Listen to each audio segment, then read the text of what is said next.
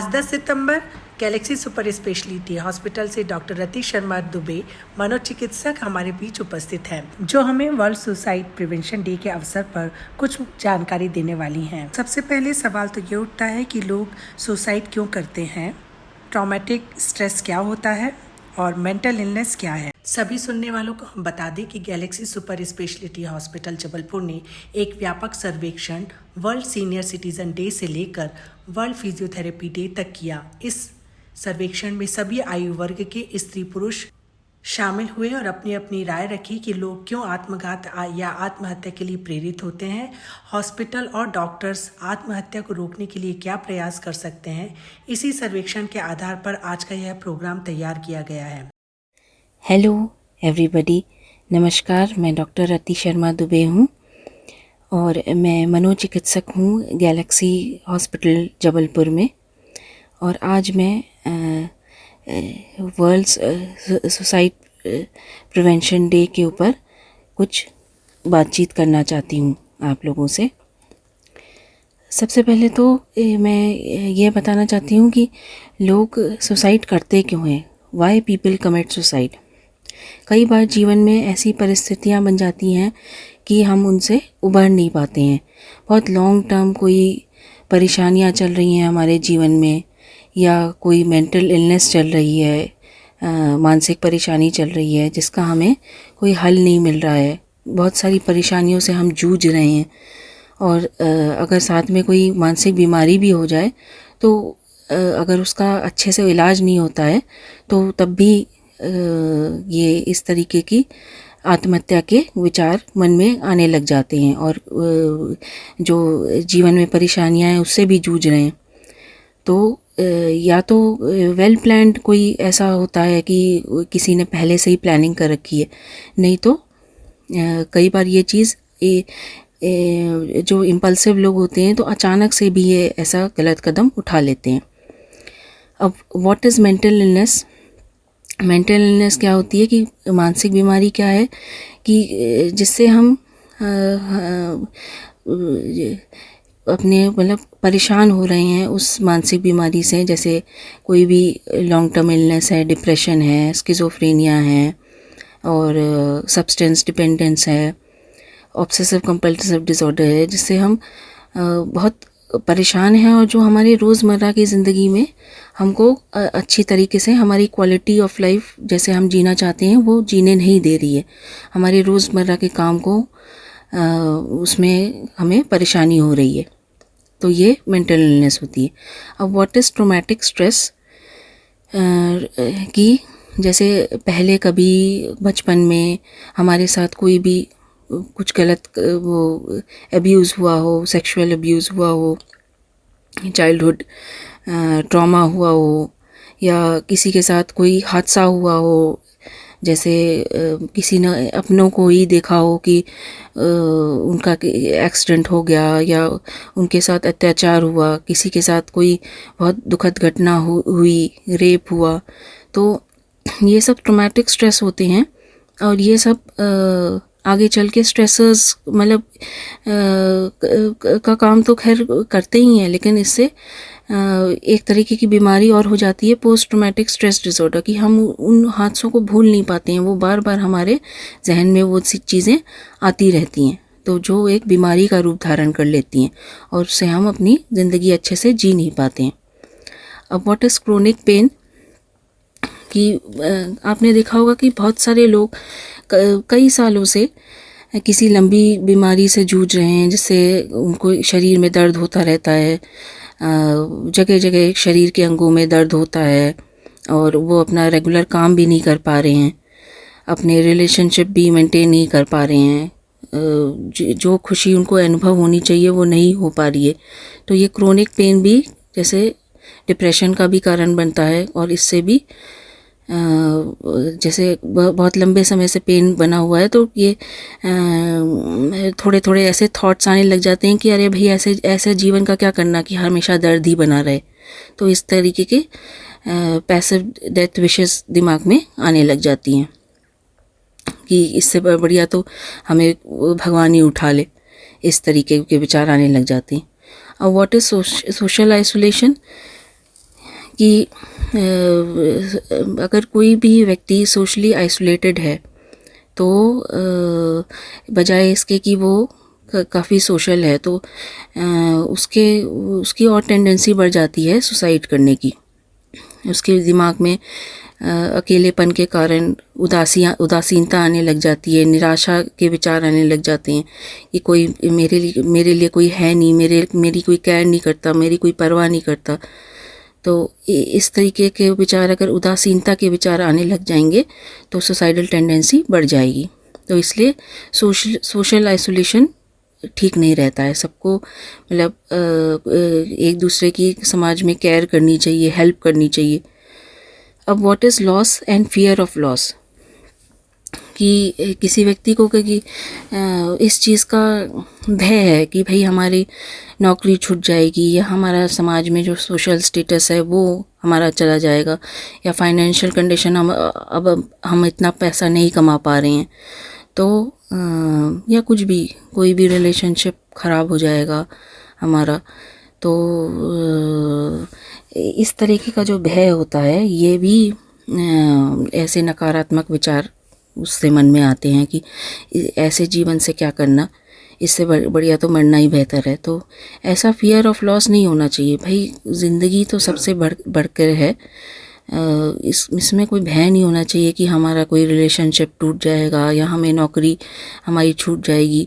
ये ज़िंदगी तो सबसे ऊपर है, तो इस तरीके का फियर हमें नहीं रखना चाहिए। अब what is a word from very well, कई बार आपने देखा होगा कि जैसे किसी से पूछेंगे भैया आप कैसे हैं, तो वो तो बस बोल देते हैं कि हाँ बढ़िया हैं, सब कुछ अच्छा चल रहा है।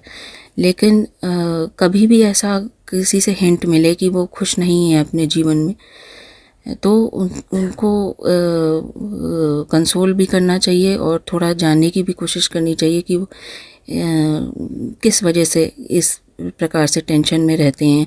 और ज़्यादातर अगर कभी कभी ऐसी बातें करते हैं या इग्नोर कर देते हैं, तो उसके तह तक जानने की कोशिश करनी चाहिए, उनसे बात करनी चाहिए कि अगर आप सही में कुछ परेशानियां चल रही हैं लंबे समय से आपके जीवन में, तो वो खुल के बताइए, और नहीं तो प्रोफेशनल हेल्प भी ले सकते हैं कोई भी मैटर सॉर्ट आउट करने के लिए। उसको इग्नोर मत करिए बस ये कह के कि हाँ सब ठीक चल रहा है। फिर how to deal with suicidal thoughts, किसी के दिमाग में यदि सुसाइडल थॉट्स आ रहे हैं तो सबसे पहले जो भी अपने नियर एंड डियर वंस हैं उनसे शेयर करनी चाहिए अपनी प्रॉब्लम, और कोई भी हार्मफुल ऑब्जेक्ट्स हैं तो वो घर से दूर रखने चाहिए। इवन फैमिली मेम्बर्स को भी ये देखना चाहिए कि अगर कोई लंबे समय से परेशान है और उदास रहता है तो उसके पास से जो भी ऐसे जो ख़तरनाक चीज़ें हैं उनको दूर रखें। इवन मेडिसिन्स भी ऐसे पेशेंट्स के पास में नहीं होनी चाहिए, और कि उनके साथ कोई ना कोई हमेशा रहना भी चाहिए, चाहे वो घर में रहें चाहे बाहर रहें, और बात करते रहना चाहिए। फिर how to get help with an expert, तो कभी जब भी आप चाहें कि नहीं घर वालों से भी आप शेयर नहीं कर सकते हैं, कोई आपका ऐसा नियर एंड डियर वन भी नहीं है, तो आप हमेशा एक प्रोफेशनल हेल्प ले सकते हैं किसी भी एक्सपर्ट से। चाहे आप मुझे भी दिखा सकते हैं गैलेक्सी हॉस्पिटल में जबलपुर में, और कभी भी मुझसे एनी टाइम डे के आप कांटेक्ट कर सकते हैं, वो मिल सकते हैं, बात कर सकते हैं। और सबसे बड़ी बात है कि इम्पल्सिव नहीं होना चाहिए। उस समय अपने इमोशंस को कंट्रोल करके थोड़ा ठंडे दिमाग से सोच के, या तो अगर अपने फैमिली मेम्बर से शेयर कर सकते हैं अपनी प्रॉब्लम्स तो वेल एंड गुड, नहीं तो एक्सपर्ट की सलाह ज़रूर लें। बहुत सारी ऐसी एजेंसीज़ भी हैं और साइकेट्रिस्ट भी हैं कि वो एनी टाइम वो रेडी रहते हैं आपकी हेल्प के लिए। तो इस तरीके से हम अपने समाज में ये जो आत्महत्या की टेंडेंसी है, सुसाइड की टेंडेंसी है, उसको प्रिवेंट कर सकते। एक चीज़ मैं और बताना चाहूँगी कि एक्सीडेंटल सुसाइड क्या होता है, कि कई बार जो पेशेंट्स होते हैं तो उनका एक पैरासुसाइडल बिहेवियर होता है कि जैसे कई बार बॉर्डर लाइन पर्सनैलिटी डिसऑर्डर्स में भी ये होता है कि वो जैसे या तो अटेंशन सीकिंग बिहेवियर भी रहता है, या फिर हेल्प चाहते हैं वो भाई, वो किसी भी अपने नियर एंड डियर वन से हेल्प चाहते हैं, तो वो ये प्रदर्शन करते हैं अपना। ये कई लोग तो अपना गुस्सा भी जताते हैं, एंगर एग्रेशन भी एक्सप्रेस करते हैं, और कई बार जैसे अटेंशन भी सीख करते हैं, हेल्प भी सीख करते हैं कि भाई हम किसी बड़ी परेशानी में हैं या बहुत लंबे समय से परेशानियों से जूझ रहे हैं, तो हमारी हेल्प करिए और हमें नोटिस करिए। तो वो इस तरीके के जैसे सेल्फ हार्म करते हैं, सेल्फ इंजरी करते हैं, सेल्फ म्यूटिलेशन करते हैं, तो जिससे वो चीज़ शो हुए अपने नियर एंड डियर वंस को, जिससे वो अपना मतलब एक तरीके का गुस्सा प्रदर्शित कर सकें कि भाई हम हमारी तरफ ध्यान क्यों नहीं दे रहे हैं, हमारी केयर क्यों नहीं कर रहे हैं, हमारी परवाह क्यों नहीं कर रहे हैं। तो इस तरीके से सेल्फ हार्म करके वो हेल्प सीख करना चाह रहे हैं, उनका नोटिसेबल होना चाह रहे हैं, अटेंशन सीख करना चाह रहे हैं। तो लेकिन कई बार क्या होता है कि ये जो सेल्फ डेलिब्रेट सेल्फ हार्म का जो बिहेवियर होता है वो बहुत ज़्यादा मतलब इंजूरियस हो जाता है, तो उसमें कई बार एक्सीडेंटल सुसाइड होने के चांसेस भी रहते हैं कि जैसे कट्स मार लिए, लेकिन कट्स तो इसलिए मारे कि एग्रेशन आया, बहुत ज़्यादा गुस्सा आया कि भाई क्रोध प्रकट कर रहे हैं कि हमारी कोई परवाह क्यों नहीं कर रहा है, हमारी तरफ कोई ध्यान क्यों नहीं दे रहा है जो उनके नियर एंड डियर वंस हैं। लेकिन वो जो कट्स हैं तो उनसे मान लीजिए कोई भी नहीं है, वो आइसोलेटेड हैं और ब्लीडिंग हो गई बहुत ज़्यादा, तो ये एक एक्सीडेंटल सुसाइड हो गया, उन्होंने अपने वो उनके प्राण ही छूट गए इस तरीके के बिहेवियर से। और या फिर मेडिसिन की ओवरडोज ले ली कि हाँ भाई थोड़ा अपना एग्रेशन दिखाने के लिए कि हम इस तरीके से हम जीना ही नहीं चाहते क्योंकि कोई हमारी परवाह नहीं करता, लेकिन अब ओवरडोज हो गई, टाइम पे पॉइजनिंग का इलाज नहीं हो पाया, तब सुसाइड हो गया, एक्सीडेंटल सुसाइड। तो इस तरीके का बिहेवियर भी, जैसे आप किसी भी अपने रिलेटिव्स में, कहीं भी फ्रेंड्स में कोई भी ऐसा पैरासुसाइडल बिहेवियर देखें कि वो सेल्फ हार्म करते हैं, तो उनको हमेशा रोकने की कोशिश करिए और उनका एग्रेशन जानने की कोशिश करनी चाहिए। अगर उनके फैमिली मेम्बर्स से नहीं हो पा रहा तो ऑब्वियसली प्रोफेशनल हेल्प ज़रूर लेनी चाहिए, जिससे वो ऐसे अपने सेल्फ हार्म बिहेवियर ना करें। अपना एग्रेशन, अगर उनका इतना मन में एग्रेशन है तो वो साइकेट्रिक हेल्प लें, प्रोफेशनल हेल्प लें और उनको बताएं कि किस वजह से उनको इतना गुस्सा है किसी के लिए भी मन में, जिससे सब बातें खुल के आएँ और वो इस तरीके का self harm self injurious behaviour ना करें, जिससे वो कहीं सही में मतलब इतना ज़्यादा बढ़ ना जाए कि वो उनके जान कोई ख़तरा बन जाए। तो ये चीज़ में, और जो एक्सीडेंटल सुसाइड, ये मैंने आपको अच्छे से एक्सप्लेन कर दिया। Thank you.